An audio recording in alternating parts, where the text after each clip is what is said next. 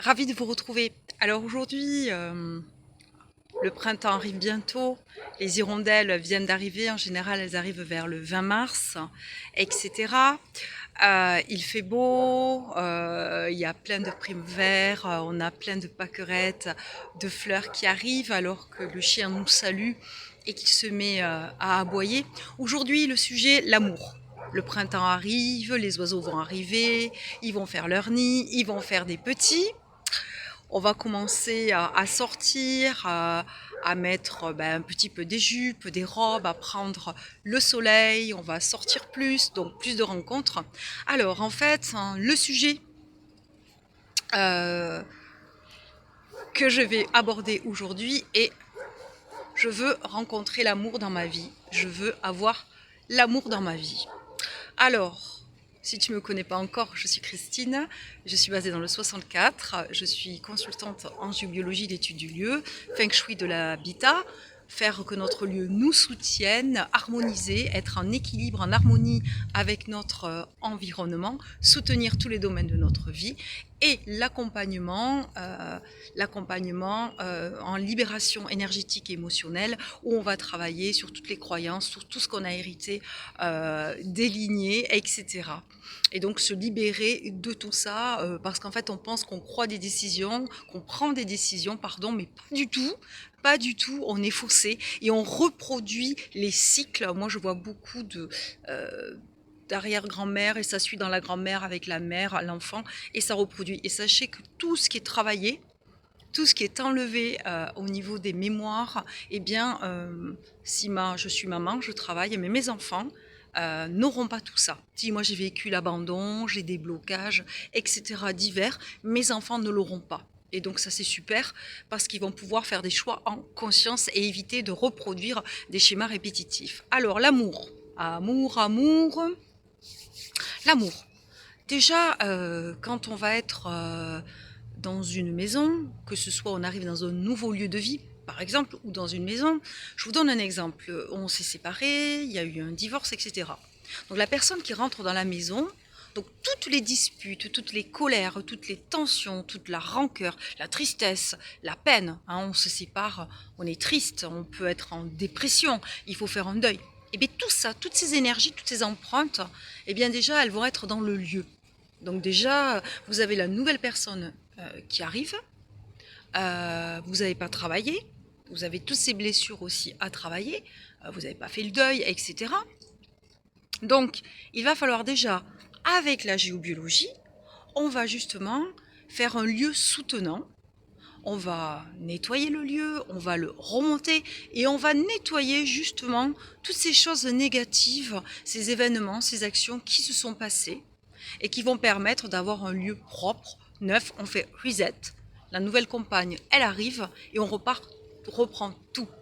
Ensuite, une fois que notre lieu il est propre, etc., on va aller voir avec le feng shui de l'habitat comment tout travailler, parce qu'il faut savoir qu'on a 9 domaines de vie, 9 secteurs avec le bagua, une carte énergétique qu'on pose après avoir rééquilibré la forme de votre maison, tout porté dans l'équilibre. Eh bien, on est obligé de passer par toutes ces phases-là pour arriver à l'amour. Pourquoi? D'abord, on a la santé. Si on a la santé, on n'a pas. Il y a l'équilibre familial, les amis, voilà, le paiement des factures, on est bien, on a l'abondance, on est équilibré émotionnellement, il y a une stabilité, hein, parce que si on rencontre quelqu'un pour penser les blessures, on n'a pas fait le deuil, etc., le résultat c'est qu'on a quelqu'un avec l'effet miroir, et bien au bout de 2 mois, 3 mois, 6 mois, 1 an, 2 ans, vous doutez bien de ce qui va arriver, rupture. Ensuite, on va aller travailler sur tous ces secteurs, et on aura le secteur de l'amour, des relations, des associations. Mais l'amour, déjà, veut dire je m'aime. Combien de personnes n'ont pas eu d'amour de leur enfant papa? On avait des pères, des mères qui eux-mêmes n'ont pas eu d'amour, qui eux-mêmes ont été abandonnés, qui eux-mêmes ont été victimes de violences physiques, verbales, d'abus, de toutes sortes. Et donc ça se reproduit. Comment puis-je être aimé si moi je n'ai pas confiance en moi? Si moi je ne me respecte pas? Parce que si je ne me respecte pas, je vais attirer à moi des gens qui ne me respecteront pas. Je vais tout donner, je vais être généreuse, ben comme ça je suis aimée, hein. Je vais être aimée, besoin de reconnaissance, besoin d'être entendue, visible. Ou alors moi, je vais attirer des pervers narcissiques, hein. Je suis dans le rôle du sauveur, hein. Je vais donner, donner, donner. Et moi me nier, pas me prioriser. Comment si moi je ne me choisis pas, je ne me porte pas de l'amour et de l'attention, est-ce que je peux recevoir de l'amour? Voilà, donc, et j'en arrive à l'accompagnement, aux libérations énergétiques, émotionnelles, tout ce qui nous bloque, toutes ces croyances qu'on a eues, tous ces besoins qui n'ont pas été comblés. Et donc, si moi, j'ai besoin d'être aimée, j'ai besoin d'être reconnue, on ne m'entendait pas, j'étais pas visible, j'étais pas acceptée, eh bien tout ça, ces besoins, ça va être des frustrations qu'on va essayer de retrouver autour de nous, et ça va se manifester différemment avec nos collègues, au niveau du travail, au niveau bien sûr amical et au niveau relationnel. Et on va attendre que l'autre, il comble tout ce qu'on n'a pas eu, comme la personne qui va être jalouse. La jalousie, c'est un manque de confiance en soi. C'est quelqu'un qui a besoin d'être rassuré parce qu'il a vécu ça, ou parce qu'il a eu dans sa lignée des personnes qui ont abandonné d'autres personnes, il y a eu des adultères, il y a eu des trahisons, il y a eu des non-dits, il y a eu des secrets de famille, ou alors on a un aïeux qui a dit « stop ». Là, tu t'es marié là, avec n'importe qui, tu m'as fait n'importe quoi.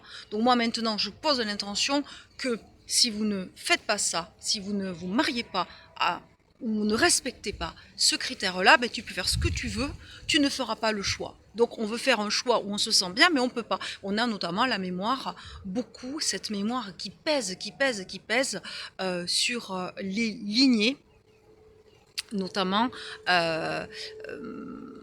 je suis en train de chercher de loyauté familiale intergénérationnelle. Il y a tellement de choses. Et donc tout ça, il y a eu tout ça. Donc on a toutes ces mémoires à libérer, qu'on va aller travailler sur la vie actuelle, sur nos lignées, vie passée, etc. Toutes ces attentes qu'on doit casser. Et par exemple, on va travailler sur un sujet. Je veux trouver l'amour authentique dans ma vie. Je veux arrêter, dès que je suis avec un homme, de penser qu'il va me trahir.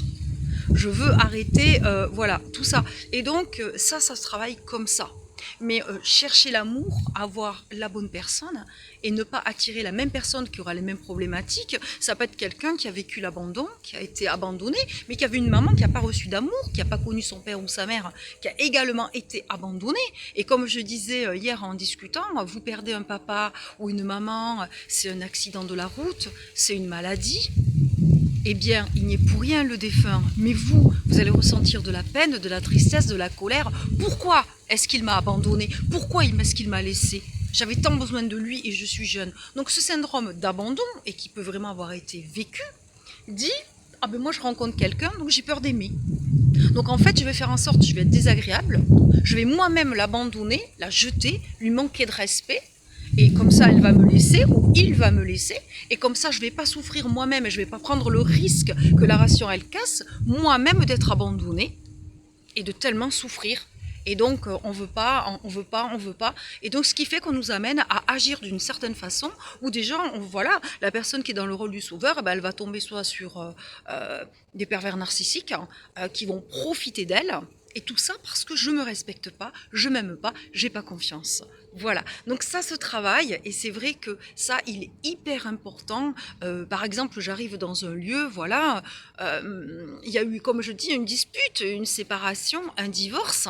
Il y avait toutes ces énergies, toutes ces empreintes-là. C'est lourd, c'est lourd. Et sans parler que malheureusement, avec toutes ces fâcheries en amour, je t'en veux, après tout ce que j'ai fait pour toi, je me sens abandonnée, puisque j'ai été abandonnée enfant, je me sens rejetée, mais c'est injuste, j'ai vécu l'injustice, après tout ce que j'ai fait pour elle, après tout ce que j'ai fait pour les bordels, j'ai retapé la moitié de la maison, je lui ai tout donné, j'étais gentille, j'étais attentionnée, et en plus elle m'a trompée. Oh, l'ego, l'orgueil, après ça peut être la culpabilité, la honte, le besoin de reconnaissance, et là, bam! Et là, bam, bam, bam, qu'est-ce qui se passe? Eh bien, on a une influence négative qui est posée de façon consciente ou inconsciente. Et en général, c'est ah non, non, non, je lui souhaite tout le bonheur du monde. Alors je plaisante, je lui souhaite de rester célibataire, je lui souhaite de ne pas être heureux. Et malheureusement, ce qu'il faut savoir, c'est que cette énergie négative, tout ça, elle pèse sur nous. Et que tout ça, ces jalousies, ces envies, etc., ça nous bloque. Et ça peut vraiment nous bloquer, notamment en amour, si elle pouvait être enfermé, déprimé, ne pas rencontrer quelqu'un. Et là, pourquoi? Parce qu'en fait, on appuie sur l'autre.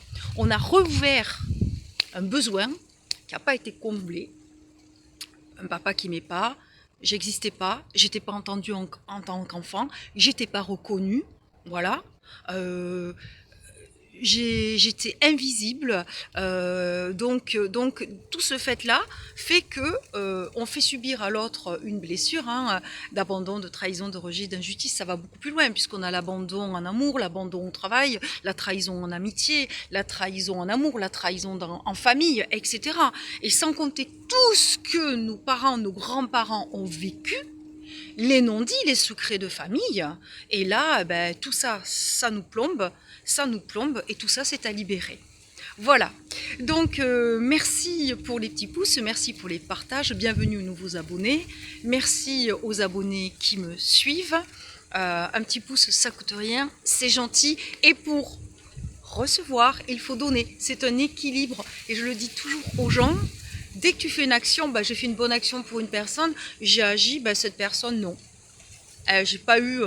eh bien, ça sera redonné d'une autre façon, parce que l'énergie, ça circule en fait. Voilà, je vous dis à très vite.